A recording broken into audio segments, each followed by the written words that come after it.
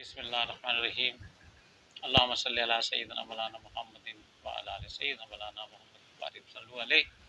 अल्हम्दुलिल्लाह, आज हम माह सफ़र में मौजूद हैं और हज़रत दाता अली हजवेरी जैसी शख्सियत, नामवर शख्सियत, बर सग़ीर की आला दर्जे की शख्सियत, जो कि नक्शबंदिया सिलसिले से के बहुत बड़े शजर हैं, उनका उर्स है। अल्हम्दुलिल्लाह, बहुत बड़ी करामतें हैं आपकी। आज लाहौर में जाके देखें, उनका मेला सज रहा है अल्हम्दुलिल्लाह।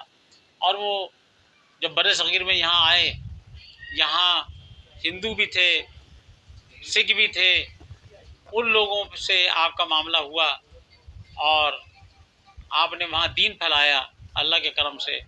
और जब ख्वाजा साहब आपके इस अनवार मुनव्वर पर पहुँचे, आपके मज़ार अक़दस पर पहुँचे, तो वहाँ पे आपने चिल्ला कशी की और चिल्ला कश होने के बाद आपसे बाकायदा मुलाकात रूहानी हुई और आपने शेर फरमाया, गंज बख्शे फैज़ आलम मज़हर नूर खुदा ना कसारा कामिला ना रहनुमा। तो आपने ये शेर फरमाया और वहाँ से लोगों को फैज़ जारी हो गया अल्हम्दुलिल्लाह। तो आज वहाँ पे फैज़ जारी है। तो दाता हजवेरी का एक वाक़या आपको मैं गोशगुजार करूँ। एक जमात जो है लंदन गई और लंदन जाकर वहाँ पे से कुछ मुसलमान हुए, वहाँ से अंग्रेज़, और वो उस जमात के साथ यहाँ पर पहुँचे।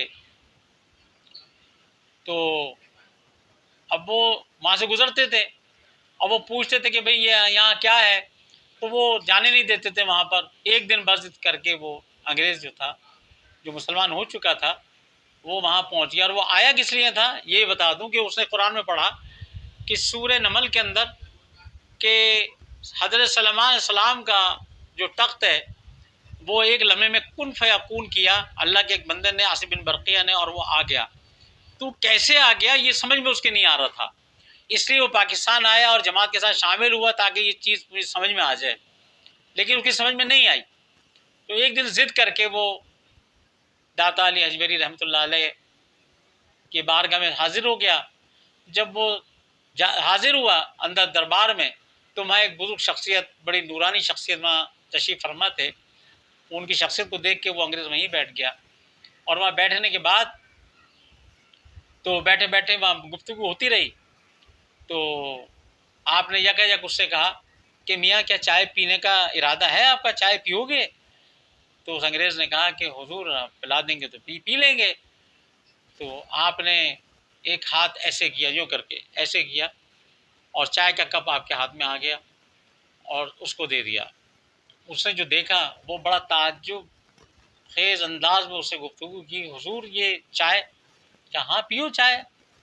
कहले बात चाय की नहीं है हुजूर, बात यह है कि जो ये कप है ये मेरे घर का कप है, जो लंदन में चाय भी पीता था, जो सुबह में अपनी मॉर्निंग टी पीता था, ये वो कप है।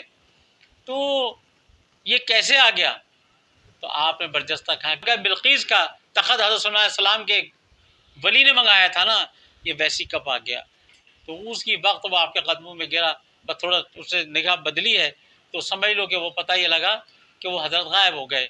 तो बात यह है कि ऐसे ऐसे बुज़ुर्ग हस्तियाँ हिंदुस्तान में, बर सग़ीर में, हमारे हिंदुस्तान हो या पाकिस्तान हो या बांग्लादेश हो, ये सब हस्तियाँ मौजूद हैं और बड़े बड़ी करामातें आपने सरज़द की हैं लोगों के साथ। तो आज उनका उर्स चल रहा है, इंशाअल्लाह ये अनक़रीब 5, 6, 7 के अंदर आपका उर्स होगा। बड़े ज़ायरीन, चादरों का मैंने देखा है वहाँ, बस जबकि शरई तौर पर एक चादर का हुक्म है, लेकिन लोगों की अक़ीदत है, उसको आप रोक नहीं सकते, मोहब्बत ही तो है। लाइन लगी होती है चादरों की, इस कदर चादर जाती है, मैं आपको सारी रात और सारा दिन वहाँ पे लोग मलंग बने हुए हैं, ख्वाह के वो नमाज नहीं पढ़ रहे हैं, मैंने देखा वो नमाजी नहीं है, लेकिन अल्लाह वालों से एक वालियाना मोहब्बत है उनको, क्योंकि उन्होंने ये सुना है कि दुनिया में जो जिससे मोहब्बत करेगा उसका आखिरत उसी के साथ होगा। तो वो शायद ये सोचते हैं इस बात में कि यार हम दाता हजवेरी से मोहब्बत कर रहे हैं, हम बाबा फरीद से मोहब्बत कर रहे हैं, तो हमारे साथ रोज़ महशर इनके साथ हो जाए और उनके आखिरत, हो सकता है कि आखिरत उनकी बेहतर हो जाए। जब वो मरें तो अल्लाह ताला बाबा साहब की मोहब्बत से, दाता साहब की मोहब्बत से उनके ईमान की दौलत से माला माल कर दे और उनके गुनाह धुल जाएँ। तो ये करके मैं सोचता हूँ कि शायद ये इनकी अक़ीदतें हैं, मोहब्बतें, और नंगे पैर होंगे। एक बच्चे को तो मैंने देखा नंगे पैर में छाले पड़ गए, और मैं वहीं था उर्स में। तो इंशाल्लाह अभी भी मैं उर्स में जाने के इरादा रखता हूँ, बस दुआ कीजिएगा अल्लाह ताला मुझे सार खैरियत के पहुँचा दे। तो बाहर कैफ, तो उसके पैरों में छाले पड़ गए, 4-5 दिन को बुखार चढ़ा रहा, पैर उसके ज़ख्मी हो गए। लेकिन ये मोहब्बत का अंदाज़, अल्लाह के वलियों से मोहब्बत रखते हैं लोग। तो यही मोहब्बतें, यही अक़ीदतें, क्योंकि कुरान ने कहा है कि दुनिया में जो जिससे मोहब्बत रखेगा मैं आखिरत उसी के साथ करूँगा। तो हमें भी अल्लाह वालों से, अल्लाह के बंदों से मोहब्बत से, नेक बंदों से मोहब्बत में सरशार रखे और बाअमल भी रखे।